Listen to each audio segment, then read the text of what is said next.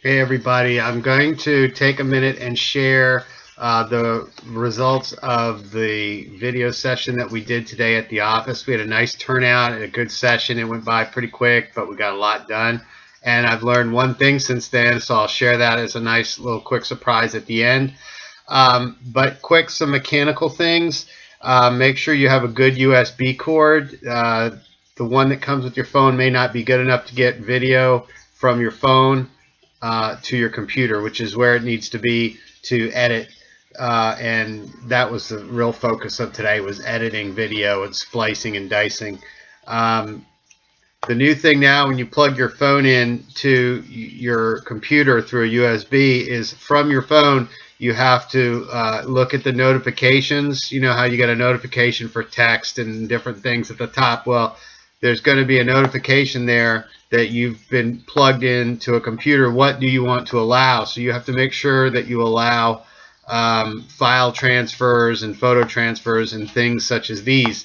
So we want to get the video to your computer. You can do it one of two ways. You can import, and we're not going to do that today. What we're going to do is just click and drag. So you need that good USB cable. You want to hook it up. You want to allow the file transfer, and then look at this snapshot that I took. Across the top where there's the circle, each click, each thing that you see is a click that I had to make to open up the next thing until I got my pictures. And your phone is going to be called something when you plug it in. I don't know what that is, only you're going to know.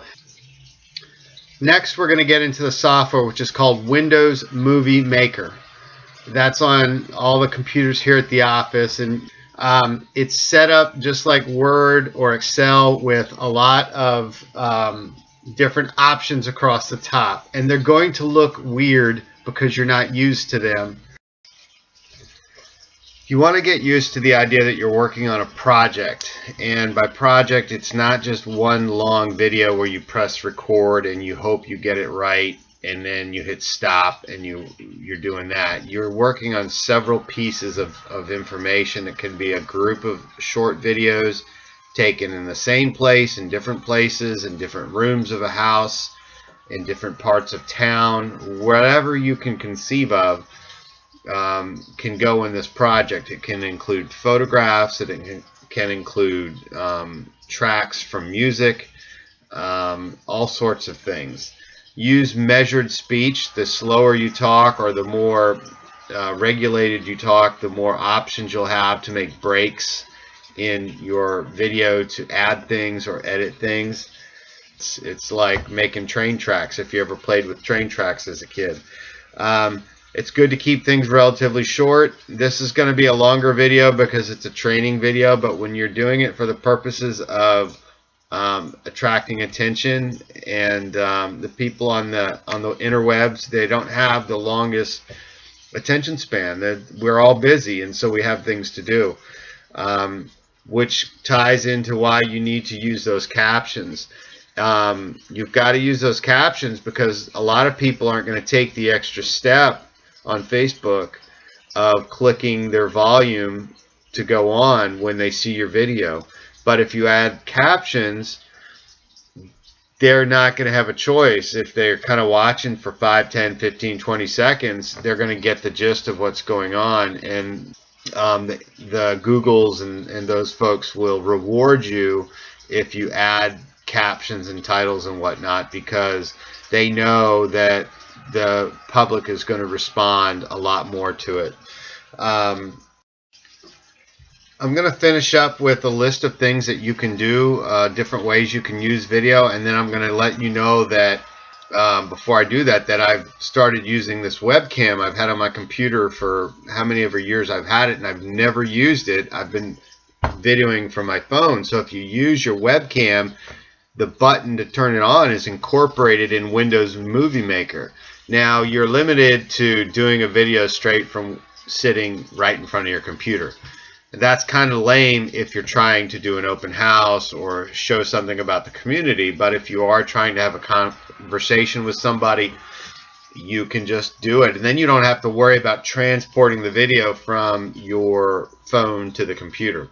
Okay, with that said, you could do a video on market update. Hey guys, the market's hot. You need to list now. Blah blah blah. There's no inventory. You know, whatever it is that we're talking about, you have your pulse on the market. You may want to share that through a video. Um, Pre-listing activity ideas. Hey, you're getting into some listings and you want to tell people what they need to do to list their house. You know, make sure you declutter, make sure you plant the flowers, you know, the potpourri, the whole 9 yards, whatever special things you have might be a good idea for a video. You might want to go around and do a community event. I know George Jones did a series down at the farmers market and it turned out pretty nicely. Other things, we got lots of events in town you could tap into. Property tour. Mark Della Posta does property tours. He's been doing video for a long time, and he shows up early, makes great use of the time. Say, hey, while I'm waiting on my client, let's check out the house. I've got the door open for you. Meanwhile, he's promoting himself and he's letting people know how to get in touch with him. It's a great use of your time. People love to see houses. Okay. Last, what about this? Open house. You know, you're sitting down in a listing presentation and the owner says, hey, are you going to do an open house? Are you going to hold an open house to sell my house? And you say, you know what, I'm not just going to do an open house. I'm going to do a video open house. And instead of getting, you know, 8 people, I'm going to get 48 people or 348 people. And as a matter of fact, you're not going to have to leave on Saturday afternoon because I'm going to do it when you're at work, and then I'm going to promote it on Facebook, and I'm going to have all the results for you and show you what gender was looking and what age they were and all that stuff. So, you know, I know there's a lot of folks in the office who don't do open houses or don't want to do open houses. So this is a good resolution for that. Any questions? I think I'm all wrapped up on this. I encourage you to make a video, and don't do it for the purposes of actually publishing it, but just make a video and play around with it. Try to use all the tools. You've really got to get familiar with those tools. And once you do that, then you can maybe go in and do your first one. Any questions? As usual, give me a call. Thanks a lot.